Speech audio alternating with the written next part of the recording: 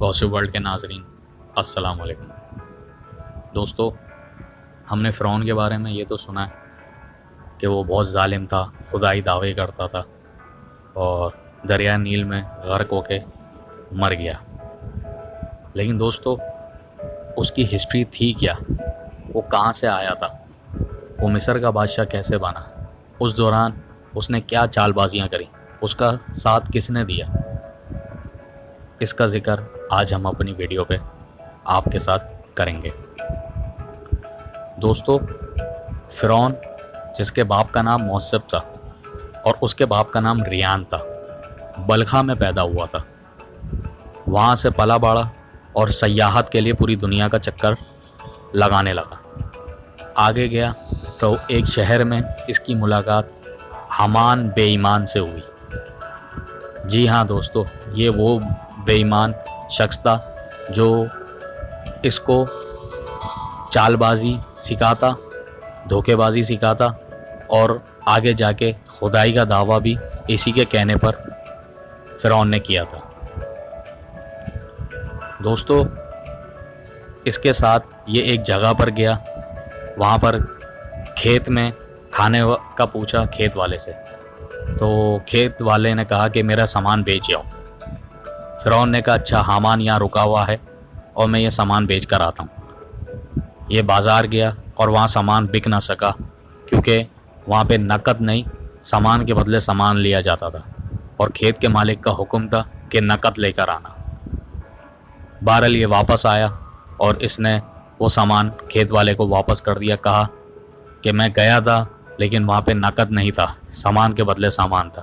کھیت والے نے کہا کہ جب سامان بکا نہیں تو کھانے کو بھی کچھ نہیں۔ یہ سن کر وہ مصر کے بادشاہ کے پاس گیا۔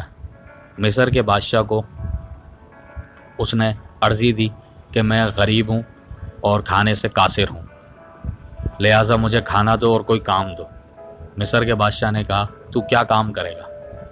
تو اس نے خود کہا کہ مجھے قبرستان کا رکھوالا بنا دیں، یعنی گورکن۔ بہرحال مصر کے قبرستان کا اس کو گورکن بنا دیا گیا اور یہ وہاں پر کام کرنے لگا۔ اچھا، اب ایک قبر کے عوض یہ ایک دھرم لیا کرتا تھا سونے کا۔ قدرت کا کرنا ایسا ہوا کہ اس سال مصر پہ کوئی وبا آئی اور بہت سارے لوگ مر گئے۔ اس کو ایک قبر کے عوض ایک دھرم ملتا رہا اور بہت ساری قبریں کھودی اس نے، جس کی وجہ سے اس کے پاس بہت مال پیسہ جمع ہو گیا۔ اب حامان بے ایمان نے اس کو مشورہ دیا کہ لوگوں کا دل جیتنا ہوگا اگر تجھے خدائی کا دعویٰ کرنا ہے۔ تو فرعون ملعون نے کہا کہ میں یہ کیسے کروں کہ لوگوں کا دل جیتوں؟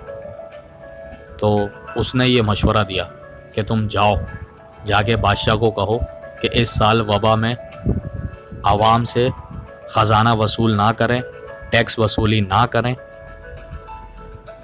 ہم جو ہے اپنے پاس سے عوام کا پیسہ آپ کو دیتے ہیں، ٹھیک ہے؟ آپ یہ منادی کرا دیں کہ اس سال کا ٹیکس، لگان یا خزانہ جو ہے وہ معاف کیا جاتا ہے کیونکہ وہ فرعون نے آپ سب لوگوں کی طرف سے ادا کر دیا ہے۔ بہرحال بادشاہ نے یہ منادی کرائی اور جو مصر کی عوام تھی اس نے فرعون کی ترقی کے لیے دعائیں کریں اور اس کی اس نیکی سے بہت خوش ہوئے۔ ابھی کچھ ہی وقت آگے گزرا تھا کہ بادشاہ کا انتقال ہو گیا اور اس کا کوئی وارث نہ تھا۔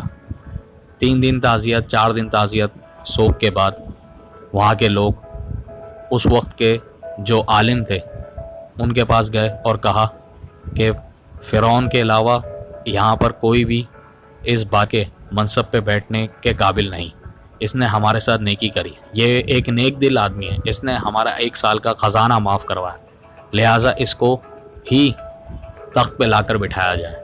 عوام کے متفقہ فیصلے سے اس کو فرعون کو مصر کا بادشاہ بنا دیا گیا۔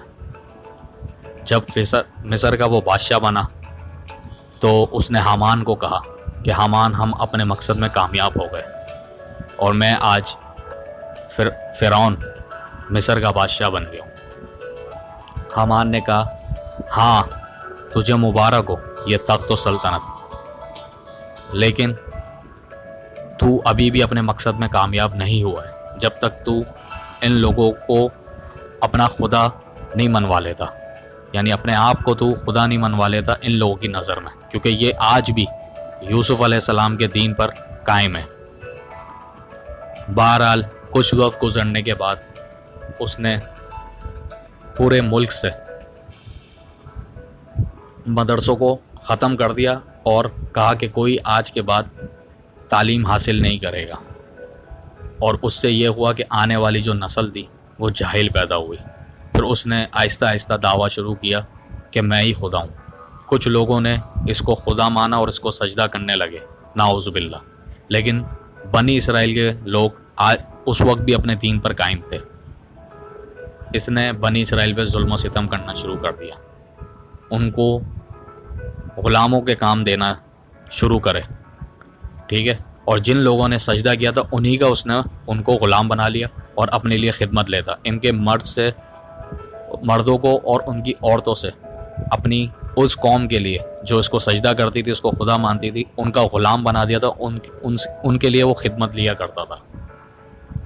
بہرحال گوسپ ورلڈ کے ناظرین، یہاں سے فرعون کی اپنی ابتدا شروع ہوئی کہ کس طریقے سے اس نے مصر پہ قبضہ کیا اور کس طریقے سے اس نے چال پلوسی کر کے لوگوں کے پہلے دل جیتے اور پھر اس کے بعد اپنے مقصد کو کامیاب کروانے کے لیے کچھ لوگوں سے سجدے کروائے، لیکن بنی اسرائیل کے لوگ ابھی بھی دین پر اپنے قائم تھے اور روز استغفار کرتے تھے اور اللہ سے دعا کرتے تھے کہ جلد از جلد اس ملعون سے ہمیں نجات حاصل فرما۔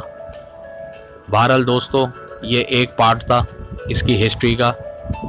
کل ہم انشاءاللہ دوسرا پارٹ لے کر کہ آگے فرعون نے کیا کیا وہ آپ کے سامنے پیش کریں گے۔ ویڈیو کو لائک کریں، سبسکرائب کریں اور کمنٹس کر کے ہماری حوصلہ افزائی بھی کریں اور ہماری ساتھ ساتھ اصلاح بھی کریں۔ شکریہ، تھینک یو، السلام علیکم۔